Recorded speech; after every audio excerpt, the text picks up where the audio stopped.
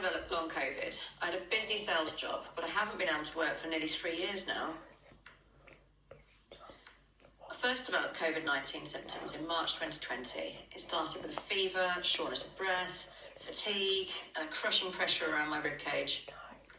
The first week was similar to a bad case of flu, but with a very strange breathing pattern, which I'd never experienced before. I thought I was starting to recover after about 10 days, but that's when things took a turn for the worse, and I had to call paramedics out in the middle of the night. I was struggling to breathe.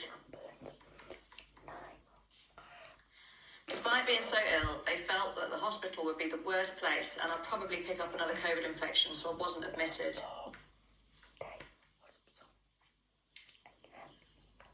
Living alone, I struggled to look after myself, as strict lockdown rules meant no one could come into the house, and early in the pandemic we didn't know if it was still infectious. I only left the house twice for hospital appointments, and even getting dressed and being driven by someone else left me with so little energy that I could barely walk down the long corridors, and I had to hold onto the walls and keep stopping. Can't describe just how bad I felt all of the time.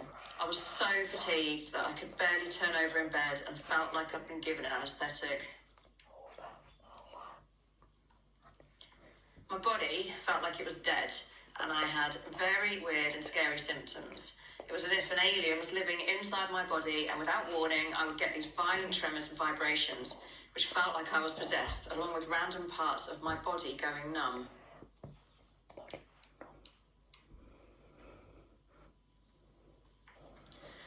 I had no choice but to get out of bed to feed myself and my cats every day. But I could barely walk, so I slid down the stairs on my bottom and sat on the kitchen floor to feed the cats, then pulled myself up with the cupboard handles.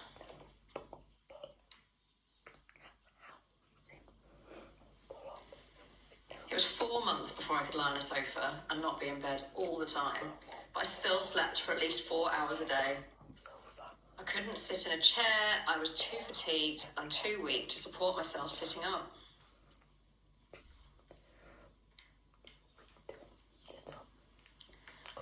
Every aspect of my life had to be carefully planned, every ounce of energy calculated, to be able just to stand up or make my lunch left me exhausted. Lifting a kettle was difficult. Talking or having any visitors worked me out for days.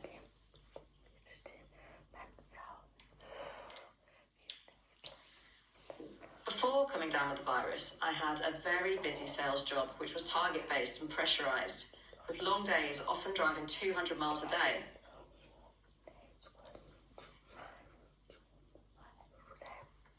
In July 2020, I was made redundant, which left me wondering how I would pay my mortgage and bills. My mortgage company was supportive in the beginning, but now, nearly 3 years on, that support has stopped. And with sky-high energy bills and increases in the cost of living, trying to survive on benefits is not easy.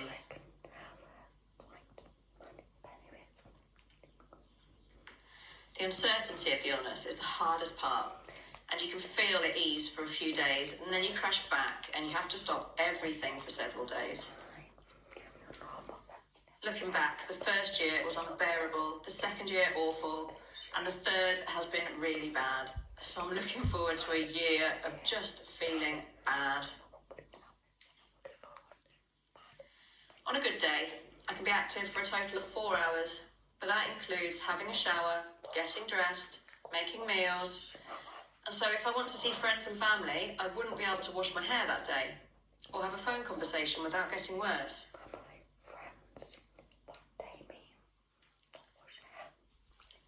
I applied for a health-related benefit called PIP in 2021, which is notoriously difficult to get for this type of chronic illness because there's no medical diagnostic test, and so patients have to hope that they have an understanding GP who's up to date on all the research to get a diagnosis. Any tests that are carried out are not to detect long COVID, but simply to rule out other possible conditions or underlying deficiencies. The application for PIP took me 2 weeks to complete, and it took so much out of me. After 3 months of waiting, I had a video assessment, which again was exhausting and makes you feel like you're on trial as the assessor tries to twist what you are saying and catch you out.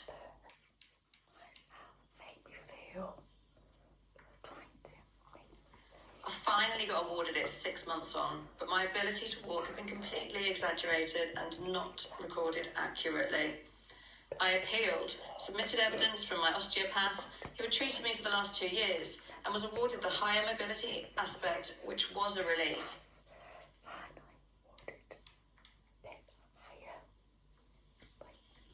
Once I had this, I was able to apply for a blue badge, which has really helped.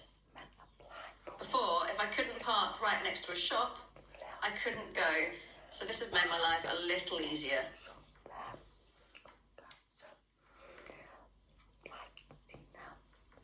Before I was ill, I could shop for hours, but now I walk less than 50 steps and have to sit on a bench. I can manage on a good day 20 minutes in a shop, and I'll always use a trolley to hold on to and rest on, even if I'm only getting a few things.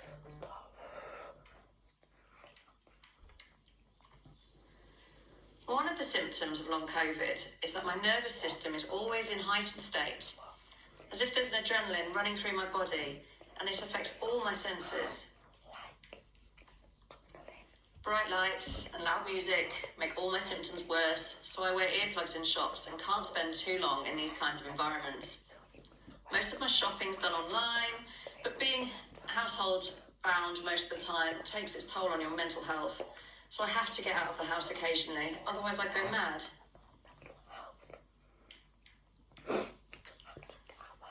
I've learned the hard way about pacing my energy and PEM, which stands for post-exertional malaise, and is a common feature of the post-viral chronic conditions like long COVID.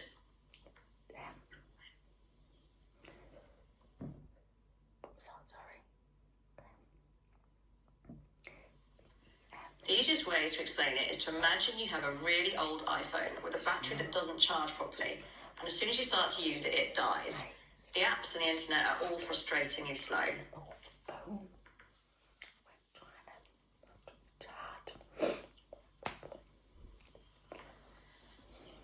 My body can't make or maintain energy like a healthy person can, and any activity, mental, physical or social, drains me to the point where I can't function and can barely move.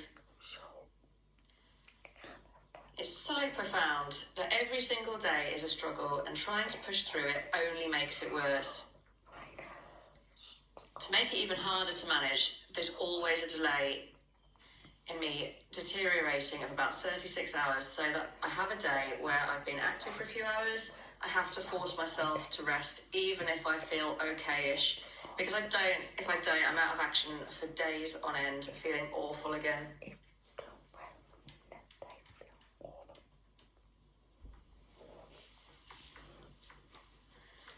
Early on in my illness, there was no support and very little understanding of the condition, so I searched social media to see if I could find people who were suffering too. I came across a support group in May 2020 on Facebook and cried with relief that there were people like me who understood what I was going through. We discussed symptoms, struggles, and gave each other support to keep going. When I joined, there were 600 members, and now that figure has sadly risen to 57,000. After 6 months, I became a volunteer in the admin team, helping to run the group and moderating the hundreds of membership applications and posts each day. I was able to support others at the beginning of their illness, and being part of the team and contributing was good for me.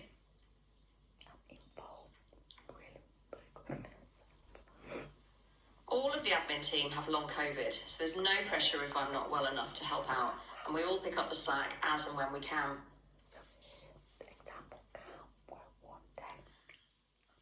Further down the line, I became part of a charity set up for those with long COVID, and I look after the inbox and media requests day to day.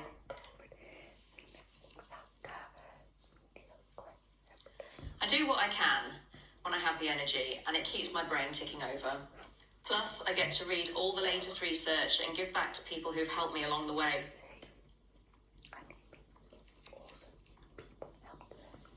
Initially, COVID-19 was thought to be a respiratory illness, but it's actually a vascular one, and because of that, it can affect anywhere in the body. Most people with long COVID had what would be classed as a mild to moderate initial infection, but have been left with a chronic illness for which there are no treatments, only advice on how to manage living with it.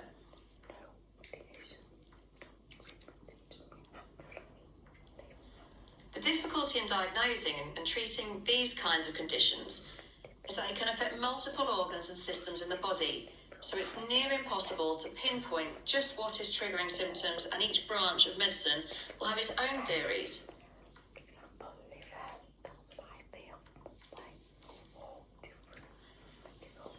The main ones are that the virus has disrupted the immune system, which springs to action when you're ill, raising your temperature, creating